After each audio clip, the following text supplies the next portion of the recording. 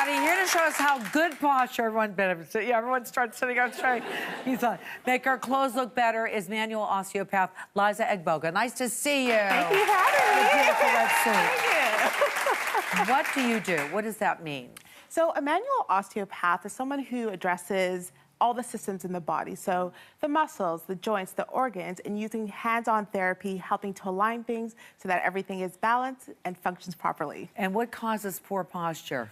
Well, as we all know, yes, computer use, Yeah. gadget use, iPads, even reading books, but a lot of time spent sitting will affect your posture. And then generally, as we get older, we tend to lose some of the fullness in the disc in our spine, and that will cause some hunching and, you know, injuries as well, accidents over the years that can affect your posture too. And your mother not saying, would you sit up straight? Because I haven't heard that for at least 50 years. So that helps, though, you know, she's right. She Sit up was straight. absolutely right.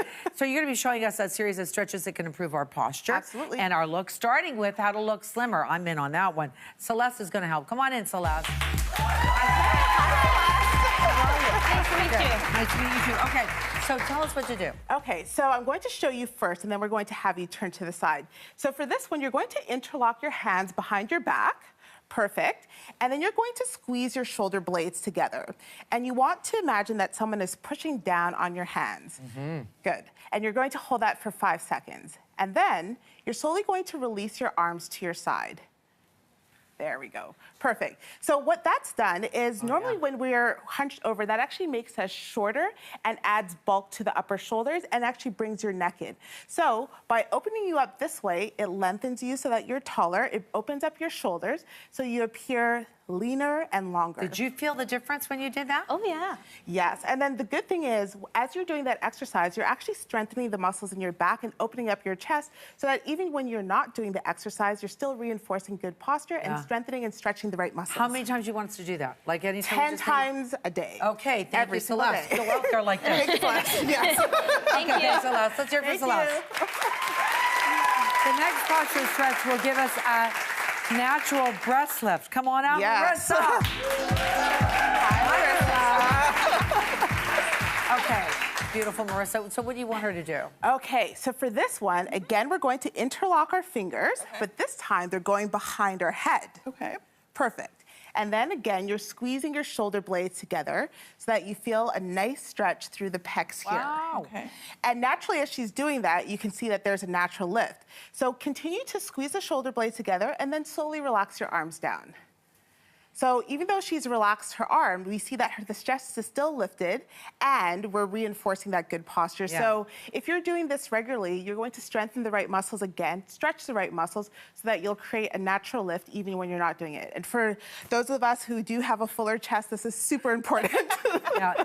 And so does it also kind of relieve you a little bit too, doesn't it? It does. So not only are they great for improving your posture, but they're also great for relieving pain and actually preventing back pain. Because when your breasts are down and not lifted, you actually constrain your middle back. So it's good to keep them lifted. And by doing this exercise, you're going to help prevent pain and also create that natural breast lift. Thanks, Marissa. Thank you so much. Beautiful. Next, adjusting our posture to flatter our stomach. Come on in, Linda.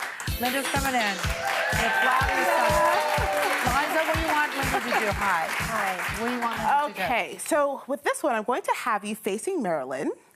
And what we're going to do is you're going to imagine that there's a wall behind your back and you're going to push your lower back into my hand. Okay. And then we're just going to take your pelvis and tilt it back this way. So what that does is by tilting your pelvis back, you help to release tight hip flexors that can create a little pooch here, and then you lengthen them out. And by doing it, you're also engaging your core because it's necessary to use your deep core muscles to pull your pelvis back, and that's going to flatten your stomach. So even if you're very slim and slender, you can still have a little bit of pooch here because of the tight hip flexors. This is what my trainer is trying to let me do. It's learned behavior not doing that. Oh, yeah. Exactly. But It's terrible. It is. And so he's going like, pull it in, pull it in.